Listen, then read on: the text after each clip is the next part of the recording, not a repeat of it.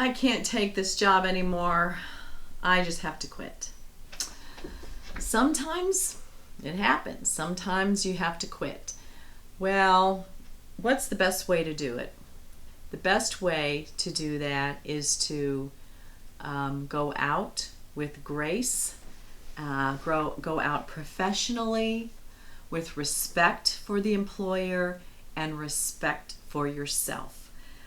Well, why so much, why should it be so formal? Well, because you are probably going on to another position and you want to have a good job reference in case you ever need it.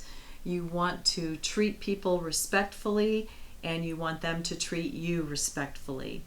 Unless there is some egregious act that has occurred, either an intentional injury, some intentional bad action against you, you should give notice. If you're under a contract, a union contract, a governmental contract, or a personal contract with your employer, you should review and be knowledgeable about the terms of that contract, and you should fulfill that contract. If there are notice requirements for you to vacate your job or exit your job, be aware of it. There may be penalties, either penalties in your final pay. There may have been prepaid items at the beginning of your employment that you now have to pay back. There may be penalties in connection with retirement benefits when there are simple or 401k plans. Sometimes there are vesting schedules such that you put in a certain amount of money and your employer matches that. And then over time you are vested into the employer's contribution. Usually your contribution is all vested from the time that you put it in because that's your money. But as far as the employer's portion, that can be that's going to be according to the plan. It's not made up for each individual person, and so that's something that you should be clear about what applies, and so that you're aware of that. You want to make a good economic decision for yourself if you have to leave a place of employment. You don't want to leave money on the table. When are the year-end bonuses or periodic bonuses given? If you've earned that, you might want to take advantage of that. Sometimes it can't be helped and there's a new opportunity, and the way the new opportunity is going, maybe there's a relocation involved. And in order to give the good notice to your current employer and fulfill the promises that you made to the next employer, it can't be helped and there will be money left behind. But that's a decision that you'll have to make for yourself. Now, if there is not a particular requirement for notice under a contract, and a handbook or a set of rules is not automatically a contract. So a contract would be something in writing between you and the employer, particular to your position, or as I said, a larger contract that you're a part of, or a union contract, etc. Now, if it's just between you and the employer, what are the terms that you agree to at the beginning? And you want to go ahead and fulfill those. If there aren't any particular terms, a good rule of thumb is at least 2 weeks notice. It depends on the industry that you're in. It depends on if you are a professional. It depends on the tenure that you've had. How long have you worked for this company? How specialized are you in your job? And what is going on in the job? Is there a natural ending point? Are you in the middle of a big project or situation? Who in your team will most likely pick up the slack if there's not a person to step into your position right away? Keep those things in mind. Now, it's possible that when you give your notice, that they will say thank you and you can now go. You should always be prepared for that. But in planning out, a responsible person is going to work out their notice, fulfill their obligations. You might think of it like running a race. You're going to run, what do the coaches say? You run through the tape. You keep going at the same speed. You don't just kind of slow down and then just barely tap it. You keep up your momentum and go through. Likewise with your job. You want to have a good record. You want to have a good reputation.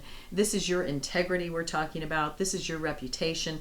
This may be a reference at some point in time. Sure, maybe you've got a great job you're going to now, but things can change and you never know what will happen in the future. And why burn a bridge when you don't need to? And that's what burning bridges means, leaving a situation, blowing it up behind you so that you can't go back. You may never want to go back and work at that position, but the going back signifies returning to those people, returning to that company, getting a good reference. Even as simple as reporting on your accomplishments or verifying your accomplishments.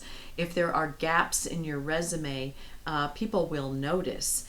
And when they're checking references and things, why is there not a reference from, what did you do from 2006 to 2016? Where did you work?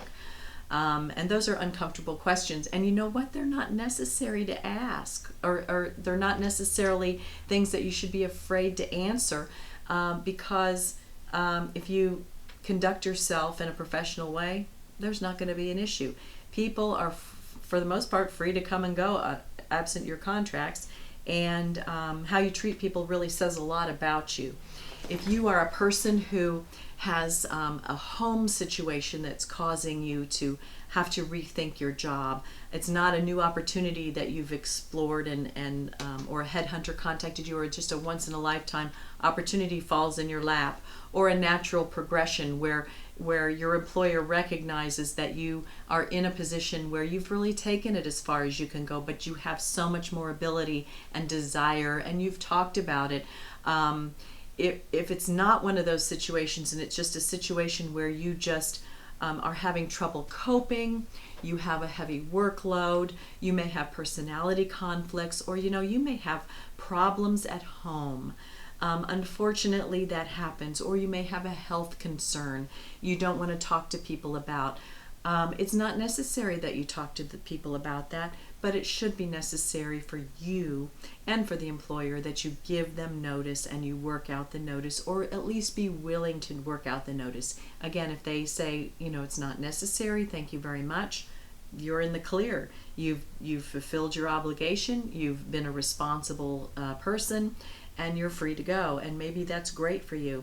But the worst thing you can do is shoot yourself in the foot by blowing up or overreacting or reacting. You may think it's an appropriate reaction to some other external situation that causes you to just,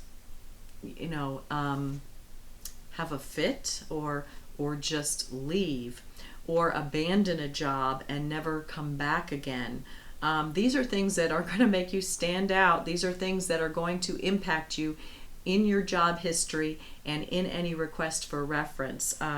Let alone, if you quit, you are usually not entitled to, absent certain circumstances, you're not entitled to unemployment. So if you don't have another job and you really want to think about it, if you have some type of reaction or you're having a really bad day, ask for a mental health day, ask for a day off, talk to HR confidentially and person to person, as long as you're not doing it all the time and there are other people available and there's it's something that can be manageable. At least ask. All they can do is say no, but that would be much preferable to just giving up a job and harming your reputation.